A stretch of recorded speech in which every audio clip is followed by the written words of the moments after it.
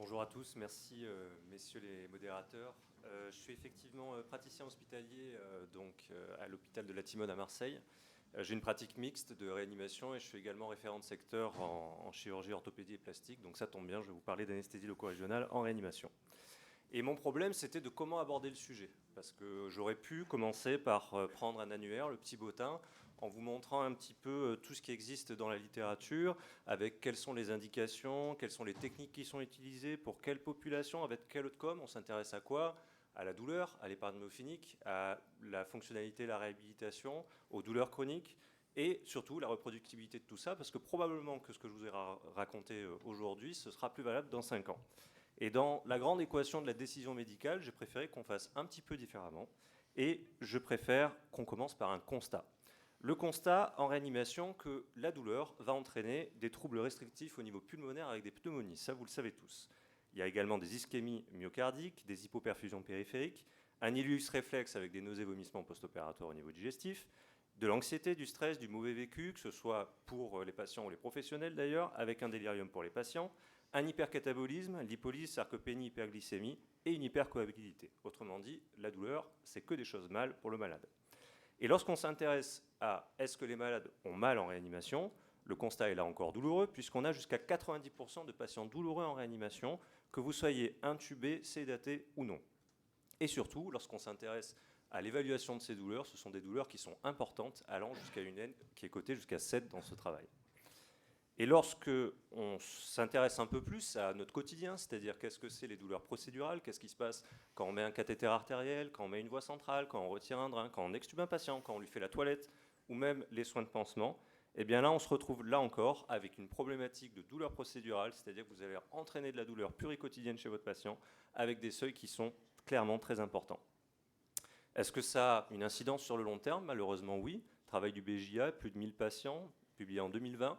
On s'intéresse à la douleur chronique quasiment jusqu'à 2 ans. On a à 1 an 15 à 75% des patients qui vont avoir des douleurs chroniques. Facteurs de risque retenus, la durée de séjour en réanimation, le nombre d'heures de ventilation mécanique et surtout la présence de la douleur pendant le séjour en réanimation. Est-ce qu'on peut avoir la main sur ça? Oui, il y a des choses très simples, ne serait-ce que par exemple augmenter le taux d'évaluation pluriquotidienne que vous faites de la douleur ou de l'agitation. Le simple fait de s'en rendre compte, de le rechercher, vous allez induire quelque chose au niveau thérapeutique et vous allez mieux contrôler les choses. Est-ce que ça change de dire des patients? Oui.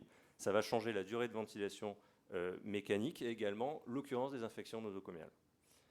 Est-ce que ces résultats sont aussi valables pour l'anesthésie loco-régionale? Bien sûr. Pour l'anesthésie péridurale, quand on reprend les grandes méta-analyses avec plus de 100 essais randomisés contrôlés, quasiment 10 000 patients, on a un effet très clair sur la mortalité et sur le devenir des patients. Et on voit qu'il y a aussi dans l'argumentaire plein d'autres facteurs qui sont étudiés, sur la survenue par exemple d'arythmie, on en parlait à l'instant, de thrombose veineuse profonde, de dépression respiratoire, atectasie, pneumonie, léus, la nausée post-opératoire, le fait qu'on récupère une bonne fonction digestive et surtout en minorant les effets secondaires de la morphine. Et pourtant, l'idée de l'anesthésie loco-régionale, elle n'est pas neuve. Et c'est là tout le paradoxe. C'est-à-dire que dès la fin des années 80-90, on nous invite à faire de l'analgésie multimodale et de faire de l'anesthésie loco-régionale. Et pourtant, et ça c'est des données qui datent qui sont des données d'anesthésie en orthopédie, où on pourrait croire que c'est un peu le gold standard. Enfin, je ne sais pas vous, mais moi, j'avais vraiment l'impression que si je ne faisais pas d'ALR en orthopédie, c'était vraiment pas bien. Et là, on se rend compte que de 2006 à 2013, l'occurrence de l'utilisation d'ALR pour des actes de fracture de hanche, fracture de genou et chirurgie prothétique, c'est à peu près 20%, ce qui est très très peu. Et là, le paradoxe continue, c'est que si on commence à s'intéresser aux pratiques des praticiens, sur cette étude de Heiko Blondonnet avec 300 participants, on se rend compte que les gens sont bien au courant des bénéfices qu'il peut y avoir. Et on se rend compte qu'effectivement, on sait que ça a un bénéfice sur la toux, sur la douleur, sur l'occurrence de la pneumonie, sur la mobilisation. Et on connaît les bénéfices de l'anesthésie loco-régionale, que ce soit l'anesthésie péridurale ou le bloc paravertébral pour ces traumas thoraciques. Donc c'est en fait que les recommandations sont finalement bien connues. C'est-à-dire que s'il y a une fracture d'un côté unilatéral, on sait qu'on peut utiliser un bloc paravertébral. Si c'est bilatéral ou complexe ou multi-étagé, on doit utiliser l'anesthésie péridurale. D'autres recommandations qui datent de 2008, on sait qu'il faut utiliser l'anesthésie péridurale pour la chirurgie thoracique et intra-abdominale majeure pour améliorer l'analgésie, réduire la durée d'illus post-opératoire et raccourcir le délai d'extubation. Là encore, RFE de 2020, on s'intéresse au traumatisme sévère des membres. Les experts suggèrent qu'en cas de traumatisme sévère de membre, l'utilisation d'une stratégie d'analgésie multimodale soit favorisée. On regarde l'argumentaire, on ne parle que d'anesthésie loco-régionale. Et le paradoxe continue, puisque malgré la bonne connaissance de ces recommandations et des bénéfices théoriques, on se rend compte qu'il y a aussi une grande appréhension des contre-indications potentielles ou des effets secondaires qu'il peut y avoir pour la réanimation, avec les troubles de la coagulation, l'anticoagulation curative, le fait qu'il y ait un sepsis, que le patient soit hypotendu, etc. Et c'est un peu le sens de mon topo, et c'est là où je voulais en venir, c'est que je vais vous faire un topito, c'est-à-dire les 10 top questions qu'on pose à la réanimation et ce qu'on va nous dire comme mauvaise excuse pour ne pas faire d'anesthésie loco-régionale, puisqu'en fait on se rend compte qu'on a tout intérêt à le faire, et donc je vais essayer de développer ça avec vous. La première raison, c'est le patient a des troubles de la coagulation, c'est-à-dire qu'on ne va pas faire la LR parce qu'on a peur que le patient y saigne, qu'il fasse un hématome ou une complication qui est due à l'anesthésie loco-régionale. Et on se rend compte que quand on regarde les grandes séries, effectivement, les troubles de la coagulation existent et il y a des taux qui sont effectivement problématiques, par exemple pour l'anesthésie périmédulaire. Si on regarde ces taux-là, donc des plaquettes inférieures à 50 000 ou TP-TCA altérées, on est entre 10 et 25% des patients.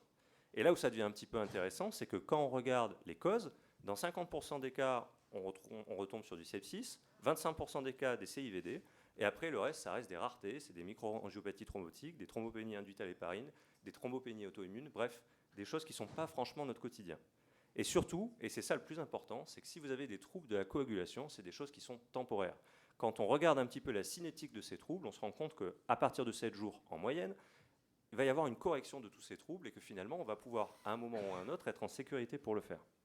Et puis surtout, si on regarde, là encore, les recommandations, je n'invente rien, et qu'on s'intéresse à ce qui se passe comme complications pour l'anesthésie périmédulaire et l'anesthésie péridurale pour les hématomes périduraux, on voit que l'occurrence est 1 sur 250 000 à 1 sur 500 000.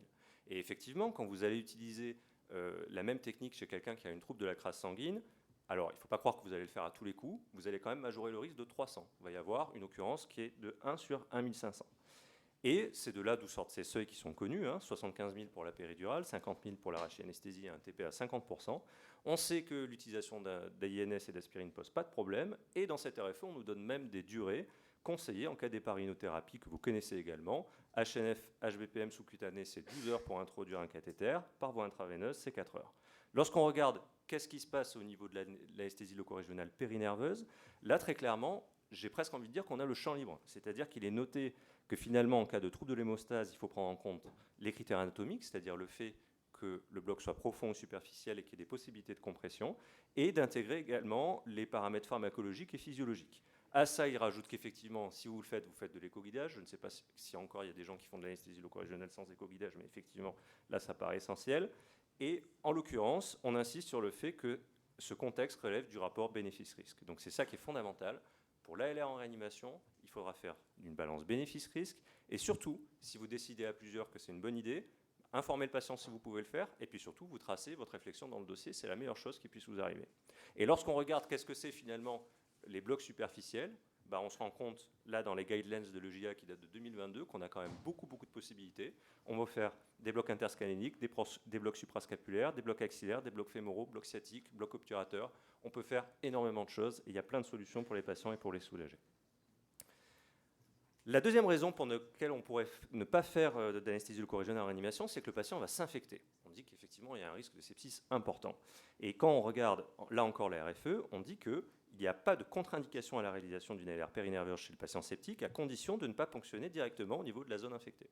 Le principe est exactement le même. Lorsqu'on s'intéresse un peu plus à nos patients de réanimation et un type de technique qui est plus pourvoyeur d'infection, qui est donc les cathéters périnerveux, on se rend compte que le taux est de 0 à 3%.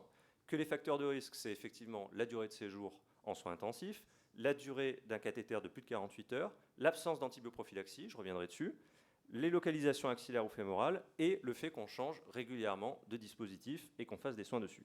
Ça, c'était en 2009. Et en fait, il y a un petit peu de temps qui est passé. On a changé d'habitude aussi pour faire des préparations cutanées. Et en 2019, on se rend compte qu'en fait, les préparations à la chlorhexidine sont protectrices pour éviter justement les infections de cathéter dans ce contexte-là.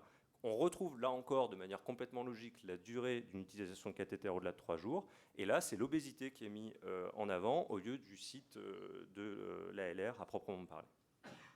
Est-ce qu'on peut changer ça? Oui, on a la possibilité de tunnéliser nos cathéters. Vous voyez dans ce travail du BJA où il y a quasiment 20 000 procédures où on peut baisser effectivement ce taux d'infection d'à peu près 1%. Ça veut dire quoi? Ça veut dire que sur 100 cathéters que vous allez poser, vous allez justement éviter une infection dans un cas sur 100 si vous tunnélisez votre cathéter. Est-ce qu'il faut faire de l'antibiothérapie? Alors si votre patient est effectivement déjà sous antibiothérapie, c'est l'extrapolation de données expérimentales qu'on a. On a mis une bactériémie à des rats, on fait une ponction durale.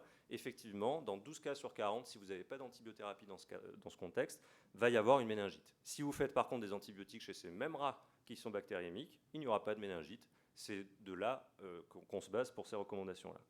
L'antibioprophylaxie, on en a parlé, effectivement, sur des cohortes rétrospectives, beaucoup de procédures, quasiment 20 000. Si vous regardez la capacité à avoir un sepsis s'il n'y a pas d'antibiotique, il y a un risque qui est augmenté, que ce soit pour les cathéters périnerveux ou les cathéters périduraux. Donc le message, ce n'est pas de dire qu'il faut faire une antibioprophylaxie quand vous allez mettre un cathéter, mais peut-être que si le patient passe au bloc opératoire et que vous faites une antibioprophylaxie pour ce geste-là, c'est peut-être le bon moment pour mettre ce cathéter et faire cette stratégie-là. Ensuite, le patient va être hypotendu. Donc, cet argument, je le balaye. En réanimation, très clairement, on peut utiliser des amines. Si vous n'avez pas de voie centrale, vous faites comme M. Futier, vous utilisez de la bébinoradrénaline, vous la mettez en VVP. S'il y a une hypotension qui est un petit peu transitoire, et ben vous la traitez comme ça. Quatrième raison, le patient est sous ventilation mécanique. Ben oui, puisque les patients sous ventilation mécanique, on peut les sédater facilement. S'ils sont sédatés, ils ont pas mal. Oui, sauf que quand on regarde les incidences, on se rend compte que c'est entre 5 et 30%. Et en plus de ça, si on utilise autre chose qu'une échelle classique pour évaluer la douleur chez le patient de réanimation, on se rend compte qu'il n'y a absolument rien qui marche. Ni l'index pupillaire, ni la transduction cutanée, ni l'ANI. Donc globalement, il y a une évaluation qui est incertaine de ces patients. Donc globalement, il faut les soulager. Cinquième cas, qui est assez sérieux, il y a un risque de syndrome d'éloge. En fait, quand on se rend compte et qu'on regarde un petit peu les papiers et les revues de la littérature, on se rend compte que la LR n'est pas du tout systématiquement associée au syndrome d'éloge et que probablement que dans ce cas-là, le plus important, c'est d'avoir une discussion avec le chirurgien. Parce qu'en fonction de la technique de l'abord chirurgical, du fait qu'il ait ouvert les fascias, il y a un risque qui est quand même plus ou moins important. Ils sont très capables de vous le dire.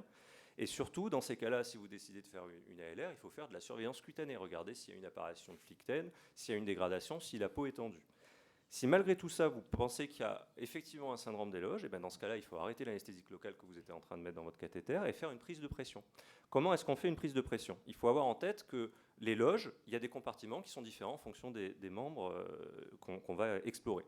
Donc ça, c'est le dispositif qui est utilisé par Stryker et qui est proposé aux orthopédistes. Mais nous, on est anesthésiste réanimateur, on prend simplement une ALR avec une prise de pression et puis on regarde dans les loges. Vous avez plusieurs solutions. Soit vous faites de l'écho et vous regardez dans les loges différentes et vous regardez un petit peu ce qui se passe, soit vous prenez le chirurgien orthopédiste à côté, c'est lui qui vous dit où piquer et où regarder, et ça marche très bien.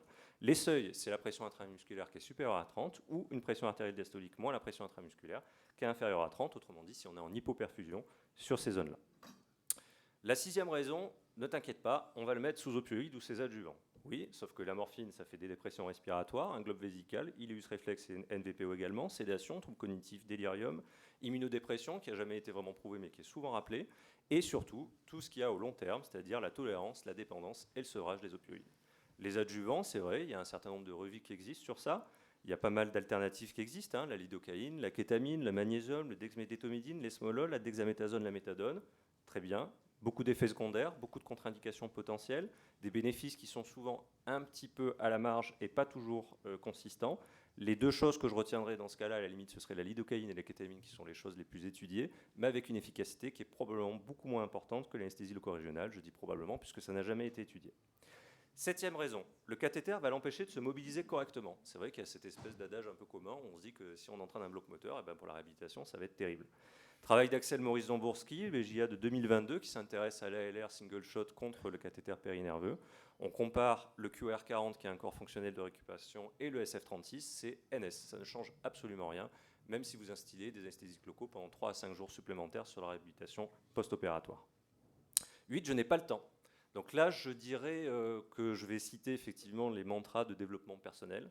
Prendre son temps pour en gagner, c'est quelque chose qu'on entend très souvent. Et oui, effectivement, ça a du sens, parce que le malade qui a mal, il perd beaucoup de temps. Il peut perdre jusqu'à 5 jours de durée en soins intensifs, et également des durées de ventilation mécanique qui sont beaucoup plus augmentées quand les patients sont douloureux. C'est des données qui sont vieilles et bien connues. Et effectivement, si vous jouez sur ça, ce sera du temps gagné pour le patient. Et surtout, c'est aussi probablement du temps gagné pour les professionnels. Parce que quand vous donnez la garde à votre collègue qui va devoir gérer le patient douloureux, quand l'infirmière va être appelée toutes les demi-heures parce que le malade n'est pas contrôlé, c'est probablement beaucoup de temps de perdu exactement. 9e raison, ce n'est pas prouvé. Alors ça, c'est vrai. Ça, c'est vrai que très clairement, et c'est pour ça que j'ai choisi de faire le topo comme ça, quand vous cherchez ALR et réanimation, vous êtes bien embêté dans PubMed. Par chance, il y a les collègues montpelliérains qui ont fait ce travail, qui d'ailleurs a été salué pendant la remise des prix de l'ASFAR, où ils se sont intéressés à regarder un contrôle groupe plus un contrôle de cathéter continu, 40 patients dans chaque groupe. Qu'est-ce qu'on voit? On voit qu'il y a une diminution de la consommation morphinique, principalement au premier jour.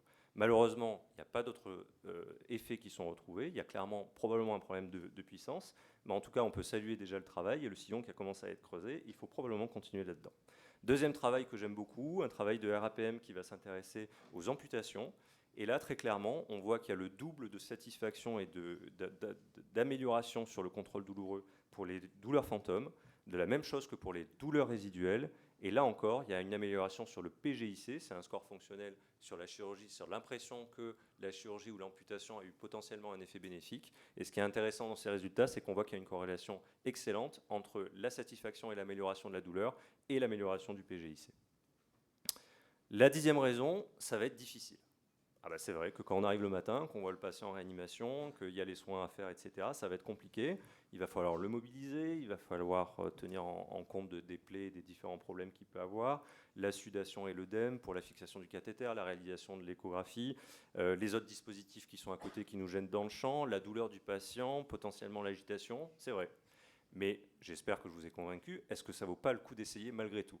Et finalement, on se rend compte, avec quelques cas cliniques ici, c'est un patient qui effectivement a eu un accident de la route, qui avait des lésions sur les 2 jambes, on ne voit pas la deuxième, c'est dommage, et qui après des semaines et des semaines de reconstruction de lambeaux décide une amputation parce que malheureusement parfois ça ne marche pas. Donc là vous voyez le casque de VR parce que c'était sa volonté de ne pas être en contact avec le monde réel pendant qu'on lui faisait les pansements. Il y avait malheureusement une accoutumance au protoxyde d'azote pendant cette période-là, mais là le patient est sous anesthésie péridurale et au lieu de faire les sédations procédurales qu'on faisait à chaque pansement, et bien effectivement on fait les pansements sous péridurale et ça marche très bien. Deuxième cas clinique, une patiente qui malheureusement fait un malaise au moment du passage piéton, avec un bus de la RTM qui passe par là et qui malheureusement lui broie le bras. Là, je pense qu'il n'y a pas tellement de personnes qui pourraient me garantir qu'elle n'aura pas mal au réveil. Donc effectivement, notre stratégie, c'était de lui mettre un cathéter infraclaviculaire sous sédation et pendant qu'elle dormait, parce que là encore, c'est pareil, si vous réveillez cette personne-là et que vous allez lui expliquer la LR alors qu'elle est en pseudo-état de choc avec le bras arraché, je pense qu'en termes de balance bénéfice-risque, vous avez le droit de marquer dans le dossier que vous avez préféré le faire sous sédation. Et effectivement, ça a très bien marché et on a même pu faire la chirurgie et les pansements comme ça. Dernier cas, pour vous montrer qu'on peut aller loin encore dans ces techniques, une patiente qui a eu un choc septique avec des doses de vasopresseurs extrêmement importantes et qui vient en recours dans notre centre pour la reconstruction, l'amputation et la chirurgie plastique. On a décidé de mettre 4 cathéters, on a mis 2 cathéters en infraclaviculaire, 2 cathéters en sciatique. Naturellement, on a baissé les concentrations pour ne pas être en dose toxique. Et en fait, on se rend compte que sur ce type de technique et sur cette indication, il y a toujours un bénéfice. Et effectivement, c'était très aidant pour le contrôle de la douleur par la suite. Donc pour conclure, effectivement, les douleurs aiguës et chroniques sont extrêmement fréquentes en réanimation. Ça, je pense que vous l'avez compris. Le contrôle de la douleur améliore le devenir. Effectivement, l'utilisation de la morphine comporte des effets secondaires qui sont certains.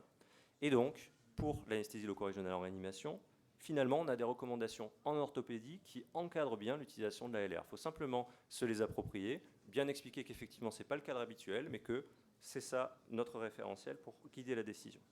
Il existe finalement peu de cas où la LR est impossible en réanimation, ça j'espère que je vous en ai convaincu. Et surtout, il faut se donner les moyens, c'est-à-dire probablement avoir un chariot dédié, pourquoi pas faire une checklist quand vous avez un malade douloureux, savoir si effectivement ça relève de la LR, et avoir des référents dans le service qui pratiquent de la LR et qui peuvent être d'une aide utile pour décider de tout ça. Je vous remercie pour votre attention.